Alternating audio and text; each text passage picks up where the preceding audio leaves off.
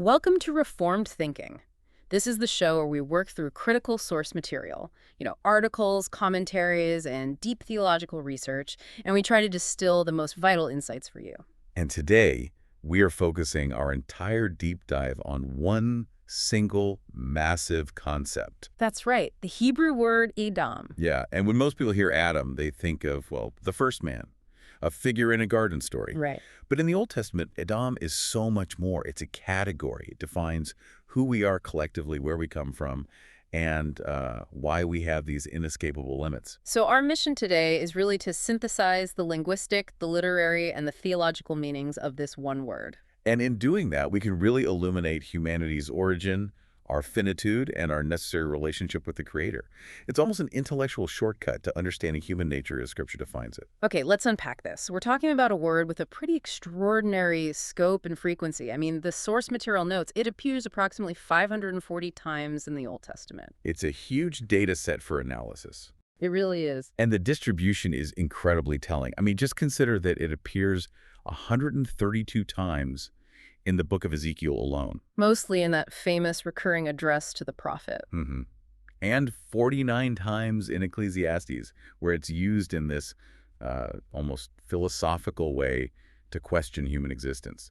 So this isn't just a label, it's a constant theological marker in the narrative. So before we get to the philosophy, we have to grapple with the nuts and bolts of the word itself, its etymology. Right. The very origin of Edom is, it seems, debated among scholars, but both of the main theories connect humanity intrinsically to the physical world. They assert our materiality from, the first syllable. The first theory, which is maybe less common now but still holds weight with some linguists, connects Edom to redness. Redness. Yeah, it suggests a possible link to the Hebrew word adum, meaning red or ruddy. And we can see that Edom root used clearly and consistently elsewhere in the Old Testament, which, lends some credence to the idea. Oh, absolutely. We see it describing physical attributes, like the ruddy complexion of the Nazarites in Lamentations. It's used for physical objects, too. I'm thinking of the red-dyed ram skins for the tabernacle coverings in Exodus. And then, of course, there's the famous example of Esau. Right, whose descendants become the nation of Edom. And the name Edom itself is linguistically derived from the red lentils, the Edom that Jacob gives Esau in Genesis. So the theory suggests that maybe Edom, man, refers to the reddish hue of human flesh, or maybe even the color of lifeblood. It roots our very being in a visible color. I can see the visual argument there, but the second theory seems far more explicitly asserted in the biblical narrative itself. It is. And that's the one that links Edom directly to adamah, the ground, the land, or the soil. Precisely. Genesis 2.7 is the textual linchpin for this. Then the Lord God formed man of dust from the ground, adamah. So there it is. It's laid bare right there. Phonetically and visually, you can see the connection between the creation, man, and the material source, the earth. Now, here's where the critical nuance comes in. This is something you really need to track carefully. Some scholars look at this and say, aha, see, Adam must have derived linguistically from padama. Right. It's a direct etymological line. But there's a compelling counter-argument which suggests the connection in Genesis 2 is not necessarily the core linguistic root. It might be something else entirely. It might be a brilliant literary device. A play on words. We call it a Hebraic literary play on words, or a folk etymology.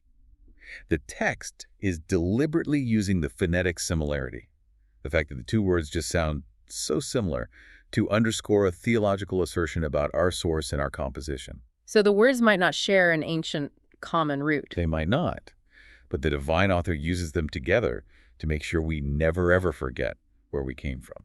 So the theological point that we are dust, that we are creatures of the earth, is certain. It doesn't really matter whether a scholar decides the connection is rooted in ancient linguistic history or just brilliant narrative framing. The message is the same, our materiality and our contingency. And we should also look beyond Hebrew for a moment. Our sources point to some fascinating cognates in other languages. In Ugaritic, you have Adam, which means people, and in Phoenician, dam, meaning man. So across the whole Semitic language family, this root was broadly used to designate the human species. It was. And that potential Arabic connection is also really interesting. The word Adam in Arabic can mean skin or surface. Skin or surface. That offers yet another semantic field, reinforcing that connection to the physical, to the visible entity. It's a fascinating suggestion because if the original meaning centered on skin, or surface, then Adam might have functioned as what linguists call a pars pro toto. Where a part stands for the whole. Right. The outer skin came to represent the whole person, again, just hammering home our visible material nature. It's very suggestive of how ancient cultures grounded identity in the physical form. It's clear that even when the word is used in these sort of odd outlier cases, like referring to leather in Hosea or as a place name, Adam, a city in the Jordan Valley, the core semantic field just keeps circling back to physical, tangible existence. It does. But to truly understand the theological movement of the Old Testament, we need to track how this word shifts from a sprawling collective concept to a singular specific name. And this shift is just essential for grasping how the Old Testament views human identity in history. Primarily, and most frequently, Edom functions as a collective noun. It's mankind.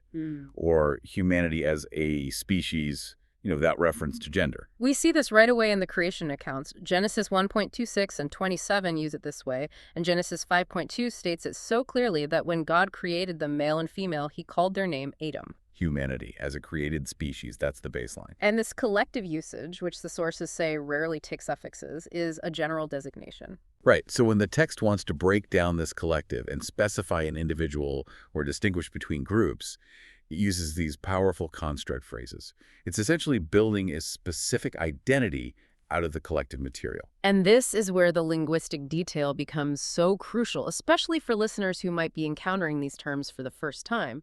The text signals individuality using phrases like brinebanot, havam, Literally sons or daughters of the man or of humanity. and this is used to denote single men or women, like the sons of God taking the daughters of man in Genesis 6, or the different groups in Deuteronomy 32. And the most specific and nuanced of these constructs is Ben Adam, Son of man. son of man, which, outside of Ezekiel's unique usage, indicates a single and often vulnerable or low-status person.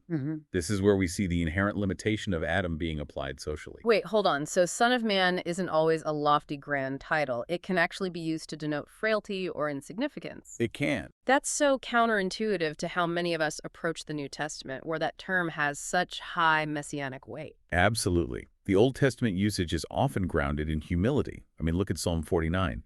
It contrasts the Bnei Adam, the sons of ordinary humanity, often implying low status, with the Bnei as the sons of high degree or noble status. So the language itself is subtly asserting a social hierarchy. It is. The phrase is being used to define who is vulnerable or common. Wow. And Job 25.6 just drives this home. It uses Ben Adam to describe a human as nothing more than a worm, a creature of the dust, a low entity. The construct Ben Adam strips away all pretense. It's about bare, fragile creaturehood. It's an assertion that even the most powerful human is, at the end of the day, just a son of dust. That nuance is vital. We so often read man and just think of a gendered reference, but Anam is fundamentally person or humanity. The individual is always understood as a piece of that larger, finite collective. And this framework is essential because only after this collective category is established and after the first major events of sin, murder, and the establishment of civilization, only then do we see the designation crystallize into the proper name, Adam. This transition is such a key literary and theological moment. The proper name appears first in Genesis 4.25 with the birth of Seth, and then consistently in chapter 5, marking the beginning of the family genealogies. Why the delay? What's the point of waiting? Well, the creation narratives in Genesis 1 through 4 are universal history. They are defining the entire species, Adam. Archetype. The archetype, yes. The moment the narrative shifts from that universal creation story to the specific family lines and covenantal history, the beginning of redemption history, the designation has to become individualized. The collective Adam becomes the ancestor Adam. So the biblical author uses the designation to signal a narrative turn. We're moving from the generic creature to the specific ancestor of the chosen line. That literary transition perfectly sets up our next major point, the theological context of creatureliness itself. Right, and this is where we grapple with the fact that Adam is defined by its relationship to its source. The creation accounts in Genesis 1 and 2 don't just tell us how we were made, but why we exist. The text uses Adam to assert that every single individual, no matter their social status, their wealth, their power, owes their existence entirely to God. This defines humanity in its bare creatureliness. And this statement, as our sources remind us, lies in the realm of primeval history. This isn't historical documentation in the modern sense. It is the archetype. It is. The human fashion here is the template for all who follow, asserting that humanity is nothing other than God's specific creation. And central to this creatureliness is the declaration that Adam is created in the image of God. Oh. Alam, as Genesis 1.26 asserts. And this is not about adding a trait to an otherwise mundane creature. This defines the very meaning of that creature's existence. So how should we understand this image, especially in light of Adam's tie to the dust? Is it a spiritual component or is it more of a relational role? Our sources emphasize it is primarily a relational and functional designation.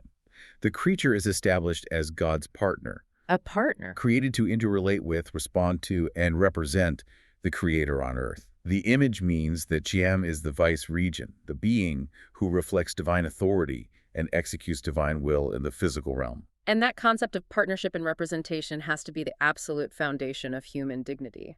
If our purpose is to image the Creator, then our lives hold inherent, non-negotiable value. That's why the protection of human life is so fiercely asserted later on. Genesis 9.6 ties the prohibition of murder directly back to this concept. Whoever sheds man's blood, by man shall his blood be shed, for God made Chedem in his own image. So the sanctity of life is a direct consequence of this creaturely designation. It is. And this leads us directly to the creation mandate itself, which contrasts pretty starkly with many of the religious concepts surrounding Israel in the ancient world. It really does. In surrounding traditions, like certain Mesopotamian creation myths, humanity was often created as a kind of labor force. Slaves for the gods. Pretty much. Primarily for cultic or divine service. To build temples, maintain the heavens, or, provide food for the gods so the deities could rest. But the Old Testament view is fundamentally different. Adam was created not primarily for divine maintenance, but for dominion over the animals and for working and keeping the soil. This grounds agricultural and cultural activity directly in the act of creation. The cultural task tilling the Hazam is not some arbitrary chore. It is essential to our designed existence. The Adam is a creature of the earth, tasked by the Creator with managing that earth. So it asserts that our daily labor, our vocations, are part of the original good design for life. Yes. This framework makes the next step, the relationality of Adam, even more poignant. Humanity is not defined as an isolated being, but as a communal being from the start. Absolutely. Genesis 1.27 says, male and female created he them, and Genesis 2.1824 develops this literary argument so powerfully. The story stresses that the creation of the man alone was not good. It's the only time that phrase is used. It is. The man formed from the earth in 2.7 was functionally incomplete. And the narrative tension just builds and builds until the woman is created, making the man exclaim, "This, at last, is bone of my bones and flesh of my flesh." It's the moment the collective, Adam, is successfully established and fully realized. I think the source material stresses this really well. Individuality is received only within community. The singular man is incomplete until the relational other is created. This defines humanity as fundamentally relational, designed for mutual dependence and completion. We are created to live in covenantal relationship, first with God and then with each other. And this relationality goes beyond human peers. A truly striking theme is the shared solitary existence between Adam and Behema, the cattle or the animals. They're treated as entities sharing a common fate on the planet. They are. We see this shared existence right away in the blessings. God blesses the animals, and God blesses the humans. They receive life from the same Creator, making them fellow inhabitants of the created order. And their shared fate is, well, brutally evident during the flood. Genesis 6 and 7 are so explicit. God will wipe out Adam and Behema together. They aren't separate spiritual entities floating above the consequence. No, they are intrinsically tied to the land they were supposed to steward. And this is a consistent linguistic pairing across the Old Testament. They appear together in these fixed idioms, like the people as well as the cattle, a rhetorical doublet you find repeatedly in Exodus, Numbers, the Psalms. They're linguistically linked under a shared jurisdiction. They are, and this solidarity is mirrored in the prophetic books, confirming their shared destiny. In context of destruction, Zephaniah includes both in the general judgment. But wonderfully, in promises of restoration, Ezekiel affirms, "I will make men and cattle numerous for you." The destiny of humanity is just intertwined with the destiny of the physical animal world. It just reinforces our shared creaturely status on the earth. This shared destiny also defines the consequence of the primal crime in Genesis 3. It explains why our existence, despite being a divine creation, is now characterized by limitation and transience. The narrative of the expulsion from the garden focuses on the transgression of that single command and the resulting alienation from God. And this transgression defines the limitations placed on human existence: the toil of labor, the pain of childbirth, the inevitability of death. All subsequent human existence participates in these covenantal realities. And here's a theological subtlety that often gets missed. Even in the midst of punishment, God's response is one of affirmation and provision. Yes, the source material highlights that. God's immediate action right after declaring the curse is to sustain life. He provides for them by making garments of skin. That detail is so powerful. The penalty for the primal crime is death, yet God sustains their life, albeit a limited one. And he does it through the provision of clothing that requires the death of another creature. This act ties the dem right back into the system of life and death, reinforcing that creaturely limitation while at the same time demonstrating God's sustaining grace. So the limitations on our existence, toil and mortality, are grounded in this primal event. Why is humanity finite? Because of the transgression. But the Creator does not abandon the creation. He sustains and provides for the life he limited. So if we put a pin in that idea, Adam is defined by origin creation from the earth, by purpose, vice, regency, and partnership, by community relationality with God, humans, and beasts, and by limitation participation in the consequences of the primal crime. It's a very good summary. So if that defines our physical existence, the next crucial step is understanding the invisible line that separates this creature, Adam, from its creator. That leads us right into section 3, where Adam is used consistently throughout the Old Testament as a boundary marker, a contrast to the divine. This constant juxtaposition serves a vital function, preventing the blurring of the divine and human spheres. And it's not just an abstract philosophical statement about different types of existence. Not at all. It's a dynamic statement about divine fidelity and sovereignty. We see this asserted so powerfully in Numbers 23:19. God is not man that he should lie. He is not a son of man, Bendam, that he should repent. That is a definitive statement. It guards the purity of God's attributes against human limitations. Let's dwell on that idea of not repenting. When the text says God does not repent or change his mind, it's not suggesting rigidity, is it? It's more about immutability, constancy of purpose. That's it. Humans, Bednam, are inherently changeable, liable to regret our decisions, capable of deceit. Whereas the divine is characterized by absolute truth and constancy. Which prevents Israel from projecting human fickleness onto their creator. The fact that God is not Bedmo means his covenant promises are certain, his word cannot be broken. This distinction grounds all trust. And this contrast of finitude is used by the prophets to ground some really serious warnings against misplaced reliance. The inherent limitation of Dodom becomes the basis for caution in geopolitical alliances. Look at Isaiah 31:3. When the kingdom of Judah is considering running to Egypt for military protection against Assyria, the prophet just cuts to the existential quick. Even Egypt is a man and not God. It's the ancient version of saying, don't put all your security in that geopolitical alliance. They're just as mortal and fallible as you are. Egypt's weakness isn't political or military. It is fundamentally existential. They are Adam. Limited, mortal, and therefore they cannot offer salvation. And this warning against trusting the finite extends even to individuals. Psalm 146 gives a similar warning against misplaced reliance. One should not rely on a Bendam, a son of man, because in whom there is no salvation help. The word Bendam defines the very limit of their capability. If you are seeking eternal salvation, provision, or security, the finite creature, the Bendam, is utterly disqualified. The contrast is decisive when a person must choose where to place their ultimate allegiance and trust. This constant reiteration of humanity's limits brings us to a unique literary phenomenon: the constant address to the prophet Ezekiel. Yes, the designation Bendam, you, son of man, appears over 90 times as God's address to him. That's a spectacular use of the term. Why would God need to remind Ezekiel of his bare humanity in, virtually every conversation? Because the address underscores the prophet's identity as a mortal creature tasked with delivering the word of the eternal God. It is a necessary curb on human pride. A constant marker of contingent existence. It is. When Ezekiel receives visions of God's overwhelming glory, the throne chariot, the terrifying complexity of divine plans, that small, repeated phrase, Bendim, keeps him tethered to earth. It forces the prophet to remain acutely focused on his own bare, finite creatureliness in stark opposition to the all-knowing sovereign God who is addressing him. It acts as a kind of internal theological instruction. It does. It prevents the prophet from assuming that the knowledge he possesses is inherent to him, or that his status as a speaker makes him divine. He is a mere son of dust, delivering the word of the eternal Creator. It prevents that blurring of the divine and human spheres that Isaiah warned against. And that deep understanding of Adam as defined by frailty and limitation is precisely where the concept gained traction in the wisdom literature. The books that wrestle philosophically with the meaning of our limited existence. Which takes us into our final major section, the recognition of frailty, wisdom, and the limits of human knowledge.